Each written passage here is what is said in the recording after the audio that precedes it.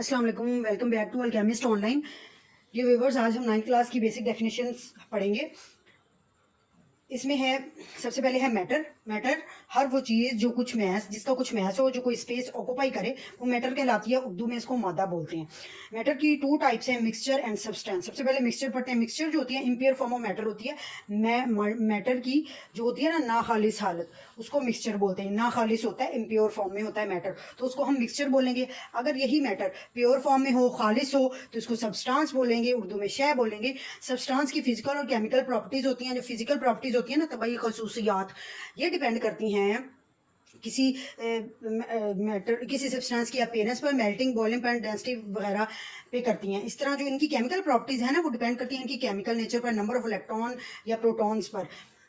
Mixture की further two types हैं, homogeneous, heterogeneous mixture. Homogeneous mixture की थ्रू आउट कंपोजिशन सेम रहती है। यकसा मिक्सचर यकसा मेज़ा होता है। लेकिन जो हेट्रोजीनियस होता है ना, इसकी जो कंपोजिशन होती है वो through out the mixture same नहीं होती। मतलब किसी जगह पर इसकी क्या लें कि जो होती है ना, जिन चीज़ों से ये मिलकर बनता है हेट्रोजीनियस मिक्सचर, वो हर जगह यूनिफॉर्मली डिस्ट्रीब्यूटेड नहीं होती। यकसा तौर पे पार्टिकल की डिस्ट्रीब्यूशंस नहीं होती इस मिक्सचर के अंदर। हेट्रोजीनियस मिक्सचर इसे बोलते हैं। सब्सटेंस की भी टू टाइप्स हैं, एलिमेंट्स एंड कंपाउंड्स। सबसे पहले एलिमेंट्स पढ़ते हैं। सब्सटेंस क्या है? Indivisible part of a substance जो सेम एटम्स पर मुश्तमिल होता है। मसलन अब यहाँ पर मैंने लिखा है H2, इसे हाइड्रोजन पढ़ते हैं, Cl2 chlorine, N2 nitrogen, acid sulphur. ये एलिमेंट्स हैं। हाइड्रोजन का एलिमेंट है, ये क्लोरीन का है, नाइट्रोजन का, सल्फर का, रिस्पेक्टिवली। अब आए हाइड्रोजन के एलिमेंट की तरफ, तो हाइड्रोजन के एलिमेंट में तमाम एलिमेंट जो होंगे वो सिर्फ और सिर्फ हाइड्रोजन के होंगे। जब हम हाइड्रोजन को एज ए एलिमेंट स्टडी करते हैं, तो इसका मतलब है कि हाइड्रोजन के अंदर सारे के सारे एटम सिर्फ और सिर्फ हाइड्रोजन, क्योंकि उसके अंदर कोई और एटम नहीं होगा। इसी अस्सलाम वालेकुम, welcome back to Alchemist Online. Dear viewers, आज हम 9th क्लास की बेसिक डेफिनेशंस पढ़ेंगे। इसमें है, सबसे पहले है मैटर। मैटर हर वो चीज़ जो कुछ मैस, जिसका कुछ मैस हो, जो कोई स्पेस ऑक्यूपाई करे, वो मैटर कहलाती है। उर्दू में इसको मादा बोलते हैं। मैटर की टू टाइप्स हैं, मिक्सचर एंड सब्सटेंस। सबसे पहले मिक्सचर पढ़ते हैं। मिक्सचर जो होती है इम्प्योर फॉर्म ऑफ मैटर होती है। मैटर की जो होती है ना नाखालिस हालत, उसको मिक्सचर बोलते हैं। नाखालिस होता है, इम्प्योर फॉर्म में होता है मैटर, तो उसको हम मिक्सचर बोलेंगे। अगर यही मैटर प्योर फॉर्म में हो, खालिस हो, तो इसको सब्सटेंस बोलेंगे, उर्दू में शय बोलेंगे। सब्सटेंस की फिजिकल और केमिकल प्रॉपर्टीज़ होती हैं। जो फिजिकल प्रॉपर्टीज़ होती हैं ना, तबाही खसूसियात, ये डिपेंड करती हैं किसी मैटर, किसी सब्सटेंस की अपीयरेंस पर, मेल्टिंग, बॉइलिंग पॉइंट, डेंसिटी वगैरह पे करती हैं। इस तरह जो इनकी केमिकल प्रॉपर्टीज़ है ना, वो डिपेंड करती हैं इनकी केमिकल नेचर पर, नंबर ऑफ इलेक्ट्रॉन या प्रोटॉन्स पर। मिक्सचर की फर्दर टू टाइप्स हैं, homogeneous, heterogeneous mixture. Homogeneous mixture की थ्रू आउट कंपोजिशन सेम रहती है। यकसा मिक्सचर यकसा मेज़ा होता है। लेकिन जो हेट्रोजीनियस होता है ना, इसकी जो कंपोजिशन होती है वो through out the mixture same नहीं होती। मतलब किसी जगह पर इसकी कह लें कि जो होती है ना, जिन चीज़ों से ये मिलकर बनता है हेट्रोजीनियस मिक्सचर, वो हर जगह यूनिफॉर्मली डिस्ट्रीब्यूटेड नहीं होती। यकसा तौर पे पार्टिकल की डिस्ट्रीब्यूशंस नहीं होती इस मिक्सचर के अंदर। हेट्रोजीनियस मिक्सचर इसे बोलते हैं। सब्सटेंस की भी टू टाइप्स हैं, एलिमेंट्स एंड कंपाउंड्स। सबसे पहले एलिमेंट्स पढ़ते हैं।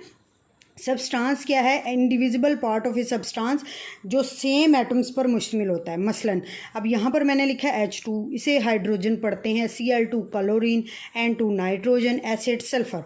ये एलिमेंट्स हैं। हाइड्रोजन का एलिमेंट है, ये क्लोरीन का, नाइट्रोजन का, सल्फर का, रिस्पेक्टिवली। अब आए हाइड्रोजन के एलिमेंट की तरफ, तो हाइड्रोजन के एलिमेंट में तमाम एलिमेंट जो होंगे वो सिर्फ और सिर्फ हाइड्रोजन के होंगे।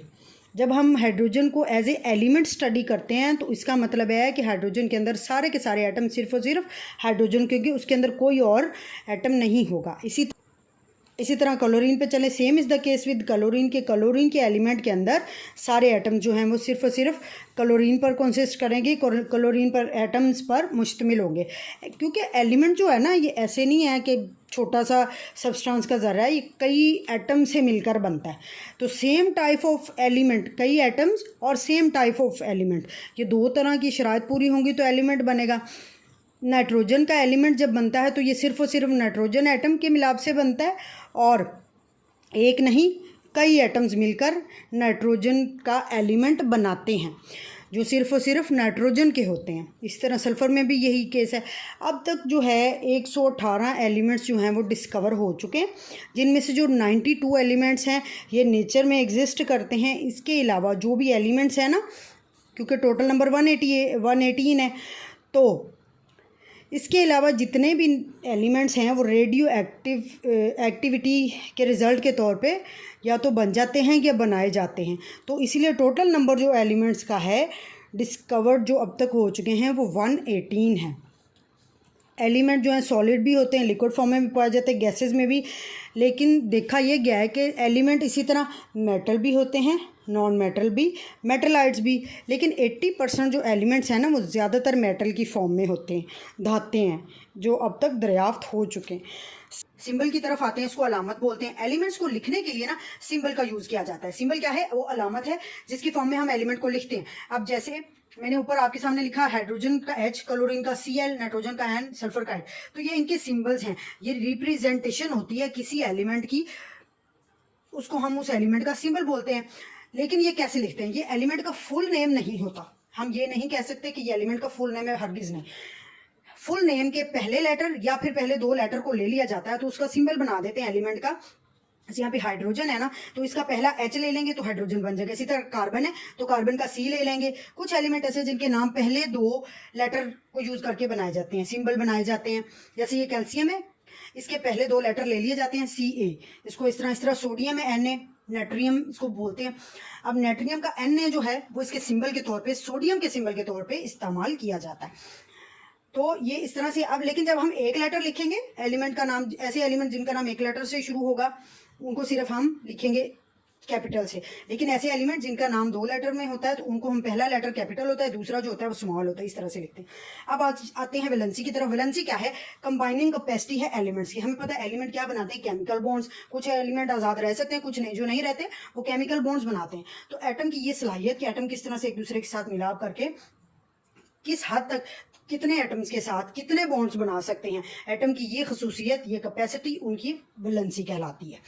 Combining capacity of element with other element, ये दूसरे एलिमेंट्स के साथ। मसलन यहाँ पर अगर हम हाइड्रोजन की वैलेंसी को स्टडी करें तो आप देखें हाइड्रोजन एक बॉन्ड बना रहा है और एटम भी एक ही है, तो फिर इसकी कंबाइनिंग कैपेसिटी यहाँ पर क्या है? 1। मीन्स के हाइड्रोजन की वैलेंसी 1 है, एक एटम से बॉन्ड बनाएगा, एक बॉन्ड बनाएगा। इसी तरह ऑक्सीजन की तरफ आए, ऑक्सीजन ज़्यादा से ज़्यादा 2 बॉन्ड बना सकता है, इसलिए उसकी वैलेंसी 2 है। नाइट्रोजन अमोनिया की तरफ है NH3, इसका ये इस तरह स्ट्रक्चर होता है, दरमियान में N होता है, तीनों तरफ H होते हैं। तो अब देखें टोटल जो नाइट्रोजन है 1 2 3 बॉन्ड बना रहा है, 3 सिंगल बॉन्ड। तो ये सिंगल बॉन्ड जो है 3 बना रहा है, इसलिए हम कहेंगे कि नाइट्रोजन की वैलेंसी 3 है। इसी तरह कार्बन की तरफ, कार्बन टेट्राक्लोराइड CCl4 में देखें आप कि जो है ये आपके पास दरमियान में कार्बन है Cl, तो कार्बन कितने क्लोरीन से बॉन्ड बना रहा है? 4 क्लोरीन से 4 बॉन्ड बना रहा है, इसलिए इसकी वैलेंसी 4 है। इसी तरह नाइट्रोजन, हमेशा आप जितने भी मॉलिक्यूल उसमें आप देखेंगे कि नाइट्रोजन 3 बॉन्ड बनाता है किसी भी दूसरे एटम के साथ, तो इसलिए नाइट्रोजन की वैलेंसी 3 है। तो यहाँ तक हमारा टॉपिक जो है ये आज का लेक्चर कंप्लीट होता है। हमारा 9th का नेक्स्ट टॉपिक जो है सेकंड लेक्चर ये कंप्लीट हो गया है। अगर आपने थ्रू आउट चलना है तो मेरे प्रीवियस लेक्चर को रिव्यू कर लें ताकि आपको इसकी आगे इसी तरह से समझ आ सके, इसको आगे हम लेके चल सकें। नेक्स्ट जो है मैं लेक्चर लेकर आऊँगी 9th का भी और इंशाल्लाह 10th का भी। तो मेरे चैनल को सब्सक्राइब कर लें, बेल आइकन को प्रेस कर लें ताकि आने वाले हर लेक्चर आप तक ईजिली पहुँच सकें। Thank you.